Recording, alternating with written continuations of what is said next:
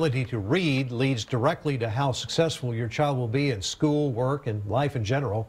Today, the nonprofit Bookspring teamed up with local researchers to report students are not reading enough, and most of it because the parents themselves do not read. Parents uniformly realize that reading to their kids, encouraging their children to read is a positive thing. They're really for it, yet many of them have trouble making time to do that or getting the resources in their hands to be able to do that. So why is this so important? Numbers from the AISD show a lot of students need the help. Last month, we reported that only 52% of African American students in kindergarten through second grade were reading at or above grade level. Hispanic students came in at 62%. When it comes to poor students, 58% are at or above grade level.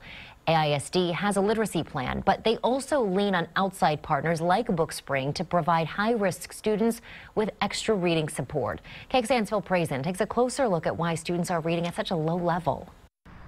In two blue portables on Austin's east side, volunteers pack up books to send to families. Why? Because in their opinion, too many don't have them. It predicts educational success, it predicts income level, it predicts being able to be a productive member of society and not ending up in a criminal situation or with a drug addiction. The nonprofit Bookspring teamed with Strategic Research Associates to ask 600 Central Texas families with children under 12 about their reading habits. And now they know why those reading scores are so low. 1 out of 2 parents or caregivers don't read to their children. And 1 out of 2 kids spends more time playing on a phone or tablet than reading a book. Digital literacy and print literacy are different. They're both important, but we really don't know what's going to happen to society if we lose that print literacy. Emily Balchikini says a key determiner is if a family has 20 or more books in the house. If you have them, your kids will read them.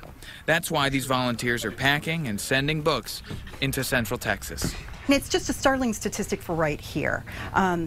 Particularly if you're talking about children under the age of 12. Phil Prazen, KXAN News. This is a local snapshot of a statewide trend. Test scores show a growing percentage of students in Texas have poor reading skills. 20 years ago, just over a quarter of Texas 8th graders tested below basic reading levels. Well, last year that number hit 29%. Texas ranks in the bottom third in reading scores nationwide.